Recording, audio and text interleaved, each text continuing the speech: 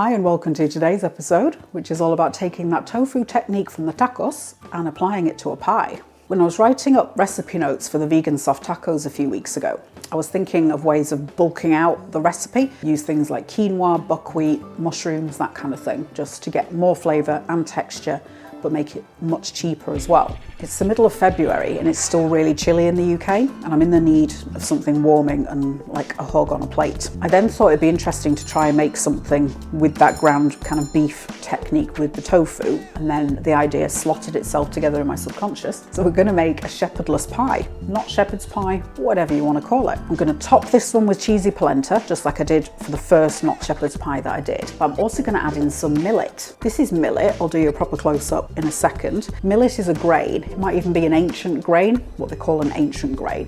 If I'm wrong, I'll stick a note on screen. If you've owned birds or if you've been in a pet shop, it's the ones that grow in kind of long tufts. So you've got a stalk about that big and it's packed full of these little tiny seeds. And that's millet. I've had a jar of it in my cupboard for years. I mean, it's pre-pandemic when I bought it, and it's just been sitting there not knowing what to do with it because I cooked it once and it went horribly wrong.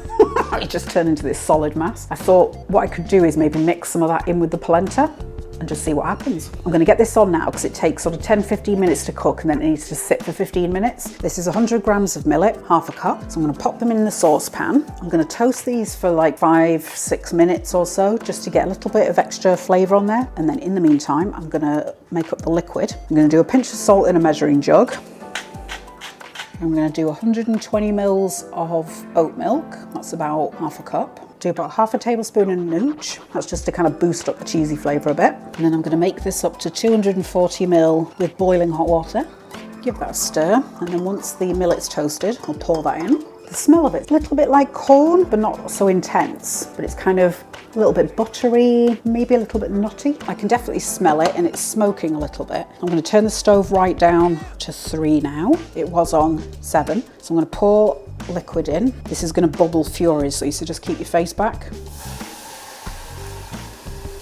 I'm going to add a half tablespoon of vegan butter.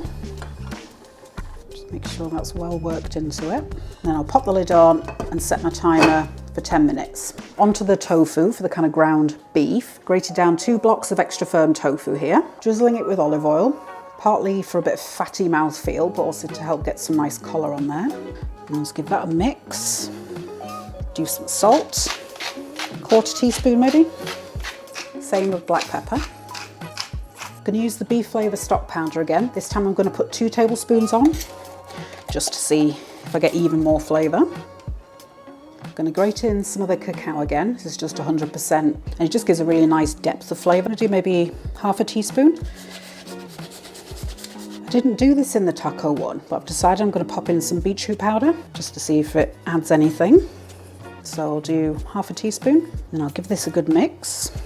I'm going to tuck this into the oven. I have the oven at 190 this time. I did it at 180 last time. I just want to see if I can, quicken the process up a bit. I thought about doing it at 200, but I'm going to come unstuck because I've got too many things going on. Let's have a look at the millet. Okay, so that's nice and fluffy. Yeah, last time it just went almost like porridge. That's perfect. So I'm going to take it off the heat and then I'll just leave that until I need it. I'm just going to fluff up the millet. I'm going to use a plastic fork only because it's a non-stick pan. Yeah, this might be a mistake, but I'm going to try and avoid the bottom. But I just want to fluff it a bit just so it doesn't clump together. Onto the veg. Got all my veggies diced up already. There's 1 large red onion, 2 large carrots and 4 stalks of celery. Just dice them up. And then I'm heating about a tablespoon of olive oil in the frying pan. And then I'm going to fry those off for a bit until the onions go translucent. While I wait for the pan to come up to temperature, let's check out the tofu. It's had about 7 minutes. Okay, yeah, so there's some colour on there already. So the purpose of baking it like this is to get it texturized, because then it goes very, very meaty, like ground beef. And then I'll just get everything back into an even layer again. Put that back in for another 6-7 minutes. Once the oil moves very freely around the pan, time for the veggies. And we'll just let that sweat down. That'll probably take 10-15 minutes. I'm going to put some herbs into mine. So I've got some fresh rosemary, thyme and sage leaves. So I'm just going to chop these up very finely. I'm just going to put some salt and pepper on the veg because I forgot to do that. So I'm just going to pull the rosemary leaves off the stalk. Same with the thyme. For the rosemary and thyme, I'm going to use this little thing. You might see it called a herb chopper, but its real name is a mezzaluna, which means half moon. But you just rock it back and forth like that. The herbs are totally optional. You don't have to put them in if you don't want, or feel free to put other things in as well. I'm going for herbs that are kind of warming, wintry sort of vibes. And then I've just broken the sage leaves down, and I'll chop that with the rest of it.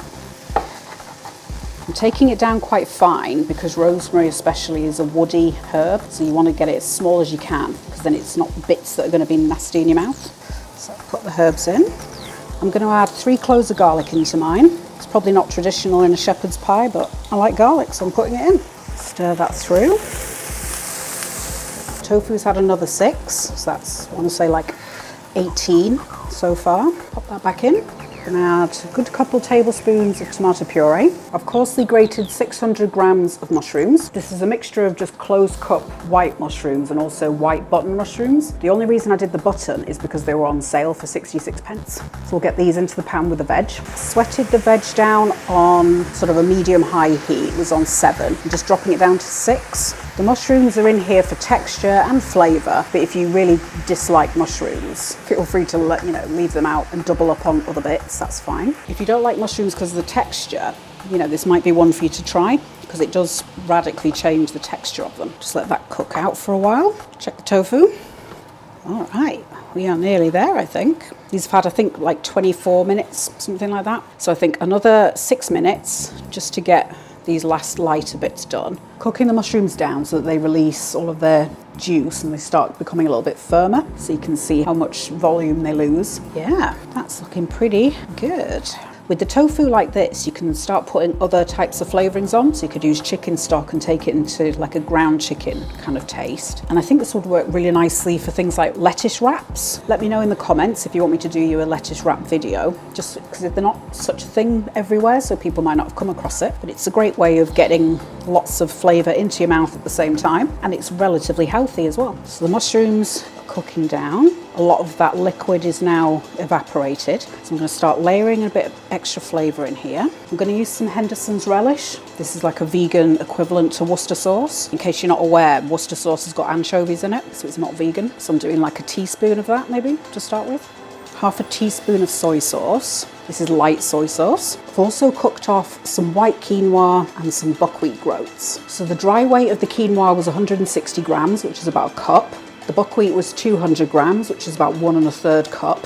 The only reason for that is because I didn't want to leave a small amount in the bag, so I just thought I'll do all of it. I don't know if I'm going to use all of these, but I can always pop it in the freezer if I don't. These are both going in there for bulk, so it's, to pad it out. Cooked quinoa also has a texture to it that's very similar to minced beef, ground beef. Quinoa, buckwheat and tofu are all plant-based complete proteins, which means it's got all of the essential amino acids that the human body needs to function.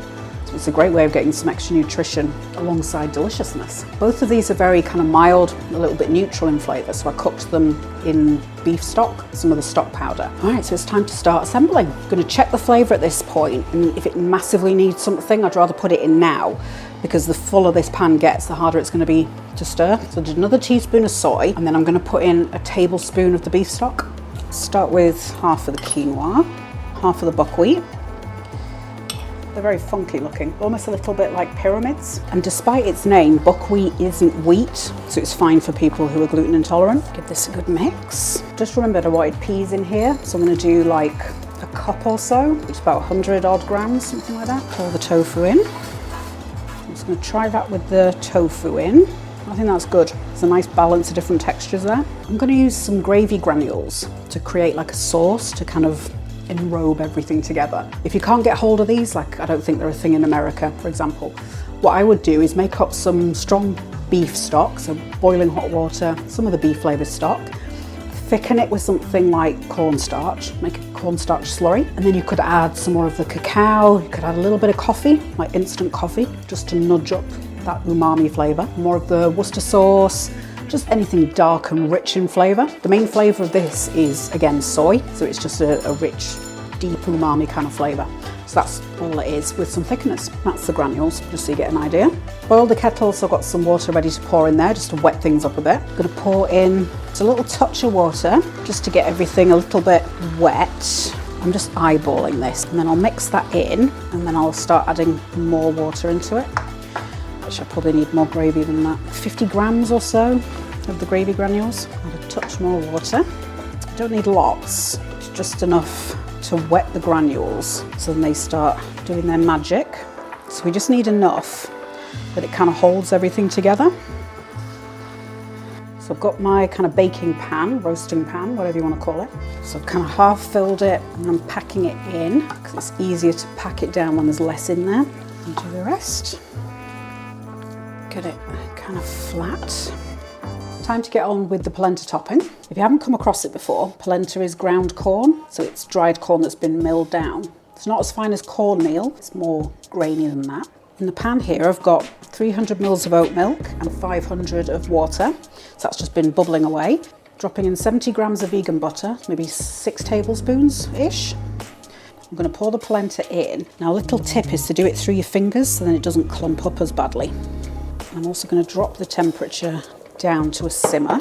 So it was on 7, I'm going to put it at 5. Give it a good stir. Now this polenta cooks really quickly, but I guess it depends on the brand because some of them apparently take like 15-20 minutes. So just look on the back of your packet. Let this do its thing for about 5 minutes or so until it's nice and thickened. I'll then add in 160 grams of grated vegan cheese. I've no idea if this idea with the millet's going to work. It might be a complete disaster, but this is how we find out. After stirring it, I put the lid on because it was starting to spatter. So once it stops spattering, you can lift it up and give it a stir because it'll catch on the bottom. Once the polenta's nice and thickened, we'll add in the other bits. So add the grated cheese.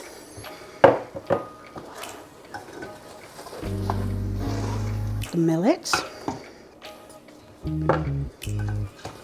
Actually worked quite well. Did have a low grade concern that it just wasn't going to combine, which doesn't make any sense, I know, but it was there. I'm going to start blobbing it on the top. What will happen with the polenta is that it's going to set firm and just become a really nice kind of dense layer on top of all that yummy filling. I'm evening it out with a silicone spatula because it doesn't stick to that. I'm going to rough it up a touch with a fork just because then these little bits get nice and crunchy. So there it is all topped. So I'm going to slide that into the oven. Can't remember how long it takes for it to brown on top, so I've set my timer for 5 minutes and I'll keep checking it. Once it's gone golden brown, time to take it out.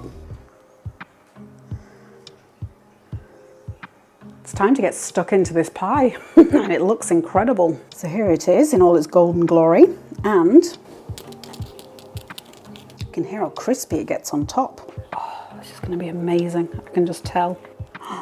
Yes, look at that gorgeousness. So if we have a look inside, so it's all rich and unctuous and lovely, and then you've got that lovely layer of polenta on top. This just looks heavenly. The outer part there has gone very dark. That was in contact with the wall of the pan. Down the hatch.